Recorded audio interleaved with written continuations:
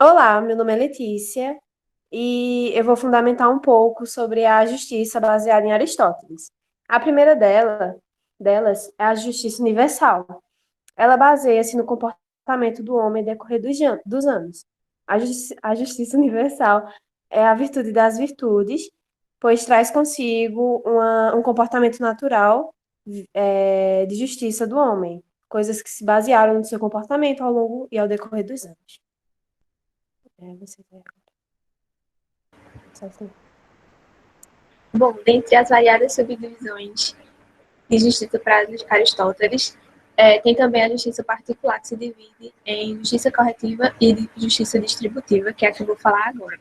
Bom, a justiça distributiva, ela se baseia em igualdade proporcional, no qual a distribuição é feita pelo Estado, em que há uma relação de subordinação público-privada, em que os bens devem ser divididos de forma proporcional a cada um, seguindo os seus méritos. E isso pode ser muito bem entendido a partir da frase de Ulpiano, que diz: dar a cada um aquilo que é seu. Ou seja, partes iguais para os iguais e partes desiguais para os desiguais. E isso pode ajudar a diminuir a desigualdade ou permitir que eles se igualem.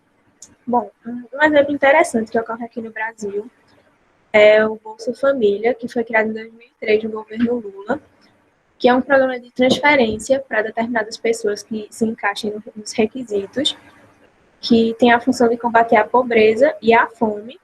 Também pode facilitar o acesso à saúde, educação e assistência social, e daí garantir os direitos sociais que estão elencados no artigo 6 da Constituição Federal de 88.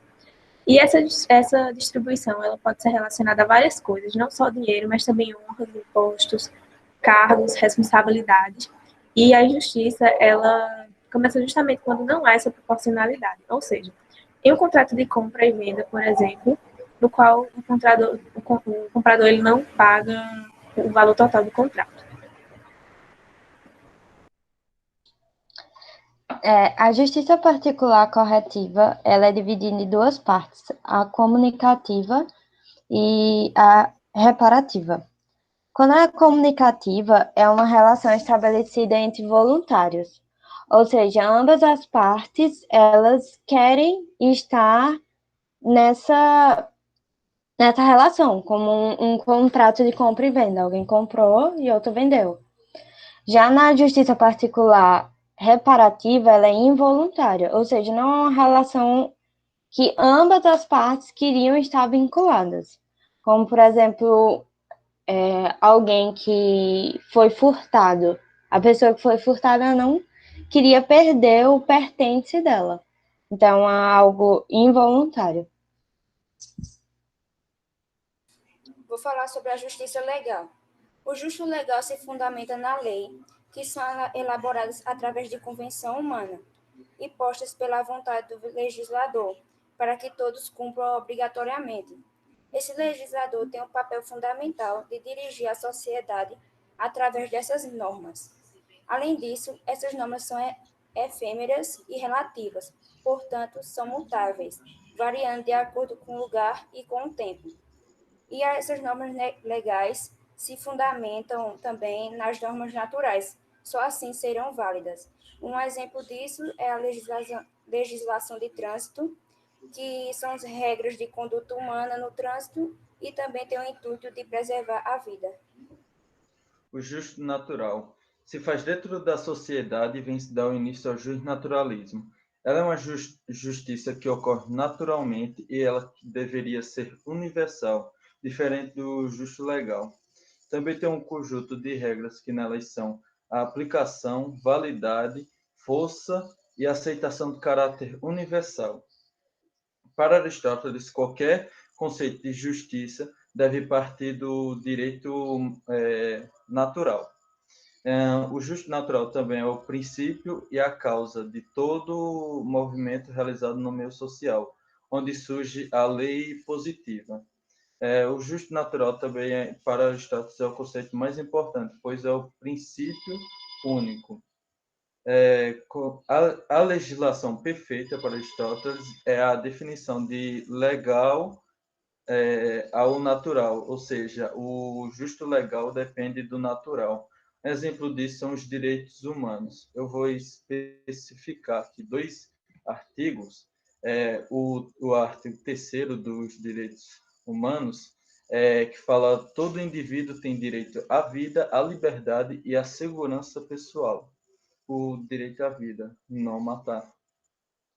E o artigo 5º, ninguém será submetido à tortura, nem às penas ou tratamentos cruéis, desumanos ou degradantes.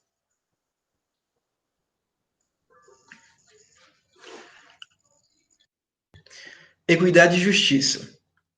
Aristóteles via a justiça como virtude em que ela e a ética estão de alguma forma entrelaçadas, relacionadas. Pela virtuosidade da justiça, ela se tornou um campo do conhecimento humano em que é objeto de estudo da ética, a qual nos leva a uma dualidade de certo e errado, dever e não dever, o que é bem e o que é mal. Aristóteles defendia que a compreensão de justiça viria da experiência, de algo que fazemos que nos leva a exercer a ética sobre a consequência desse ato. É de sabedoria de muitas pessoas, principalmente as que estudam direito, que grande parte das leis, somente em seu estado literal, não fazem justiça. Para isso, legisladores, propositalmente ou não, deixam lacunas em algumas leis que permitem o uso de outros dispositivos legais para se chegar na justiça. Na visão de Aristóteles, é aí que entra a equidade, servindo para suavizar os rigores da lei. Para ele, quando a lei é feita dentro do justo natural, muitas vezes ela se mostra deficiente em relação a tais universalidade e abstração já citadas. E quando a lei é perfeita, é porque nasceu dentro do justo natural. Mas houve uma previsão dessa tal universalidade e a norma se tornou mais abrangente, fazendo com que ela não tenha um espaço e que ela seja ao máximo atemporal. O equitativo é a correção, o equitativo é o corretivo do justo legal, é a correção. Na generalidade da lei, ela não consegue por si só definir um caso. Se assim fosse, seria injusta essa sentença, pois cada caso tem suas peculiaridades e a lei não consegue brincar de adivinho e prever todas as hipóteses futuras. Para Aristóteles, a equidade é a justiça no caso concreto. Ao se aplicar a equidade, deve-se agir sobre o caso, se perguntando o que o legislador faria se ele tivesse que agir sobre ele também. É o que foi comentado na aula. O julgador, que se faz legislador no caso concreto, é um ser humano eco. Como também foi dito em aula, Aristóteles compara a equidade à régua de Lesbos, que se molda à forma devido à sua flexibilidade, sua maleabilidade. Ele nos deixa intrínseco que a equidade é a flexibilização, é a adaptação da lei para cada caso, para cada sentença, para que ela seja justa. Eu tenho certeza que todo mundo já viu uma vez na vida essa imagem, que em todo lugar tem. De um lado está a igualdade e do outro lado a equidade.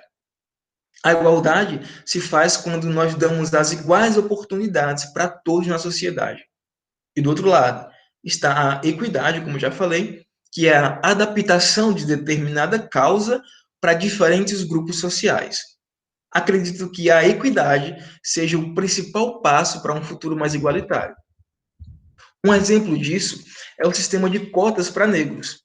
A equidade entra como forma de igualizar as oportunidades para que negros possam estudar, trabalhar, ter um futuro digno, para que um dia, assim sendo como consequência, para que não seja preciso mais cotas para negros, pois as raças puderam se equiparar, chegando então ao objetivo da lei, a igualdade.